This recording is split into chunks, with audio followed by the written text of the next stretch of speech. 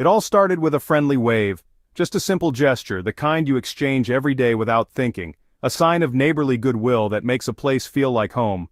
Mark was the neighbor everyone trusted, always helpful, always smiling. He was the first to lend a hand when someone's car wouldn't start, the one who organized block parties and checked in on the elderly during storms. We shared meals, helped each other out, and our kids played together in the street until the sun went down. Our lives were intertwined, built on years of small kindnesses and shared experiences. Then, one evening, the power grid failed, plunging our neighborhood into darkness. The sudden silence was unsettling, but we promised to stick together, to look out for one another no matter what. For a few days we did just that, sharing food, information, and nervous jokes by candlelight. We reassured each other that things would return to normal soon, that we could weather this storm as a community. But as the crisis dragged on, fear crept in. Mark's questions about my supplies grew pointed, his curiosity shifting from casual to insistent. He wanted to know exactly what I had, how much, and where I kept it. His visits became less friendly, his eyes scanning my garage, his tone tense.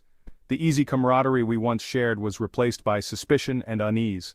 One night, Mark showed up at my door with two men, faces grim and voices low. The air was thick with tension, and I could sense that something fundamental had shifted. "We know you have food. Our kids are hungry. You need to share. All of it." The words hung in the air, heavy with desperation and accusation. It wasn't a request. It was a demand, backed by the silent threat of what might happen if I refused. In that moment my friend became a threat.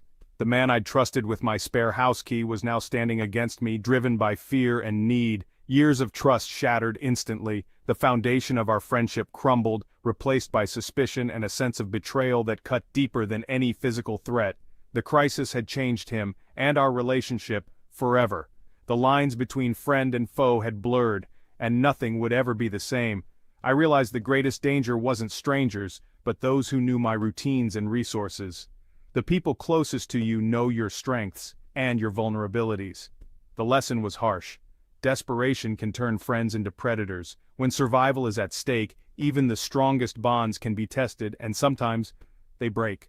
I'd prepared for storms and outages, but not for betrayal from someone I trusted. I had food, water, and batteries, but I hadn't prepared for the heartbreak of seeing a friend become an adversary. That night I learned survival isn't just about supplies, it's about understanding how fear and need can twist human nature. It's about recognizing that crisis reveals who we truly are, and sometimes, it's not what we want to see. The most dangerous threats often come with a familiar face. It's easy to prepare for the unknown, but much harder to guard your heart against those you once called friends. In a true crisis, trust is fragile. Every interaction is tinged with doubt, every promise weighed against the possibility of betrayal. You must be ready for anything, even betrayal from those closest to you, because when the world changes, so do people. And sometimes, the greatest test of survival is not what you have, but who you can truly trust. It's easy to judge Mark, to see his anxious face and wonder how he could ever cross a line. But the truth is, crisis changes people in ways we rarely expect. When the world around us shifts, so do our morals and choices. When society's rules vanish, when the familiar order breaks down, our survival instincts take over. The things we once thought unthinkable suddenly become options, even necessities. Imagine being a parent with a hungry child. In that moment you'll do anything to feed them, even things you'd never imagine yourself doing in normal times. The love for family can push us to extremes. Psychologists call this proximity bias. In a crisis, those closest to us, our neighbors, friends, even family, can become our greatest allies or our most immediate threats. The lines blur quickly. Resource envy is another powerful force. Seeing your neighbor with food and supplies when you have none breeds desperation, resentment, and sometimes even anger. It's a feeling that can drive people to act out of character. In times of crisis, the logical, rational part of our brain often shuts down. The survival brain, the part focused only on immediate needs, takes over, making decisions we might later regret. Your neighbor isn't the same person you once knew. They're now driven by instinct, not reason.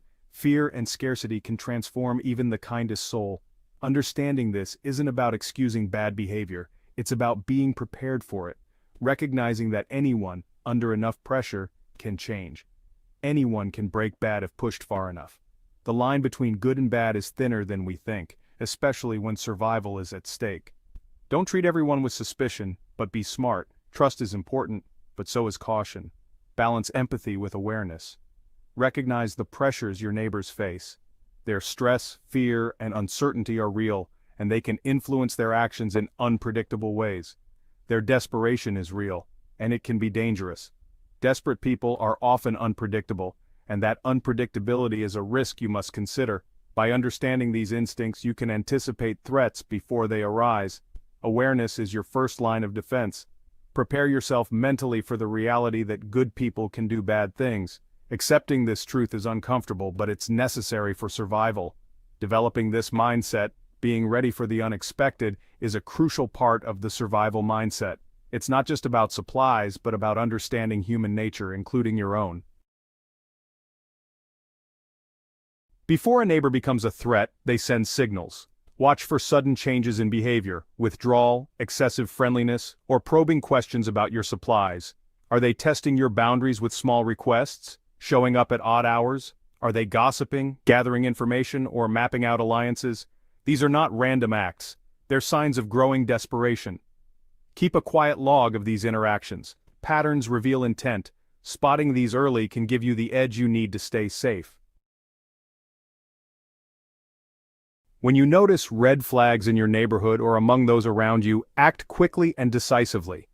Don't ignore your instincts. Early action can prevent bigger problems down the line. Set boundaries early.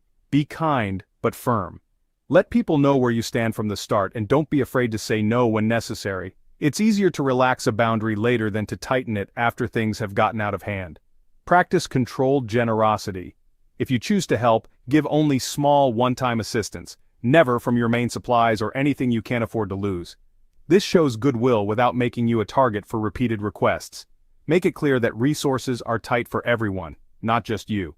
Explain that you're doing your best to get by, just like everyone else, and that you have to look out for your own family first. Speak calmly, stand tall, and maintain eye contact. Your body language should communicate confidence and resolve even if you feel nervous inside. People are less likely to push your boundaries if you appear sure of yourself. Always meet neighbors outside. Never let them inside your home where they could see your supplies or living conditions. Keep your private space private. Mark your property lines with simple, visible barriers, planters, rope, or even a well-maintained edge. These physical markers make it clear where your space begins and ends. These visual cues reinforce your space as private and defended, discouraging casual trespassing and reminding others to respect your boundaries. Go gray, blend in with your surroundings, and don't advertise what you have. Avoid drawing attention to your home or your routines. Muffle generator sounds, contain cooking smells, and avoid bragging or complaining about your situation. The less others notice, the better. When asked how you're doing, keep your answers vague and positive. There's no need to share details about your supplies or struggles. A simple, "We're hanging in there, just like everyone else," is enough. Stay friendly, but don't invite further questions. Don't sound weak or well-stocked. Be unremarkable. Control the flow of information about your household at all times. The less others know about your situation, the safer you and your loved ones will be. Privacy is a powerful form of protection. Boundaries protect not just your resources, but your family's safety and peace of mind. Stay vigilant and keep your loved ones close. Don't wait for trouble to come to your door. Set your boundaries now, and stick to them. Your preparedness and caution are your best defense. In a crisis, the house that looks like a fortress is a target. Your goal: blend in, look average, and avoid attention. Don't display obvious signs of preparedness. No visible stockpiles, no loud generators, no bright lights. Use blackout curtains, run generators briefly and quietly, and cook indoors to minimize odors. Security should be subtle. Install security film on windows, reinforce doors with long screws, and use door bars. These upgrades are invisible but effective. Let your yard look a little neglected. Don't stand out. Use thorny bushes under windows and gravel paths for noise. These natural defenses don't look like security, but they work. The less evidence you provide of comfort, the safer you'll be. Don't intimidate, disappear. Smart, subtle defenses keep you off the target list. In survival, boring is best. Make your home forgettable. Defend your home in layers: property line, exterior, entry points, and a safe room inside. Every barrier buys you time to react or escape. Reinforce doors with long screws and security bars. Windows need security film and cheap alarms that shriek if tampered with. Place alarms on ground floor windows and those easily reached. Inside, designate a safe room with a solid door and minimal windows. Keep communication devices, medical kit, and self-defense tools there. Reinforce the safe room door for one last line of defense. The goal: create a hardened position for your family. Simple, layered security is more effective than any single barrier. Every second counts in a crisis. Prepare your home to buy those seconds. Strength comes in numbers, but only with the right people. Identify trustworthy neighbors before things get bad. Look for self-reliant, calm, and responsible individuals, not the loudest or toughest. Build alliances slowly. Start with mutual support, like watching each other's homes. Trade skills, mechanic for nurse, for example. Avoid gossips and takers. They're liabilities. Trust your gut. If someone feels off, keep your distance. Once you have a small, trusted group, set up simple communication signals and take turns watching the neighborhood. One person on watch is better than everyone anxious and alone.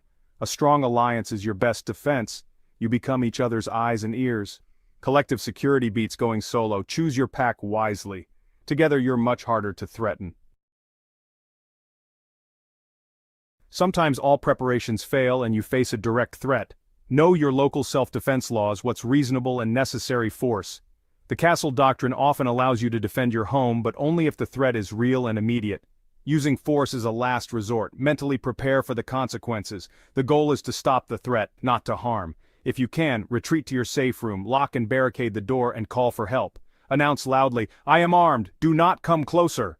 This warns the intruder and helps legally. Only use force if the threat breaches your final defense. Remember, you're a protector, not a vigilante. Have a clear plan and stick to it. The hardest choices must be made before the crisis. Protect your family, but know the weight of that decision.